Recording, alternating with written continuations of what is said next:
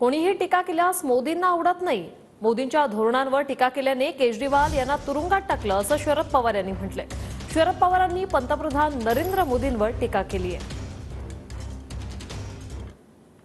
माझं चुकीचं असेल तर लोकशाहीमध्ये तुम्हाला बोलायचा अधिकार आहे की तुमचं हे मत हे योग्य नाही. पण मोदींना हे आवडत नाही.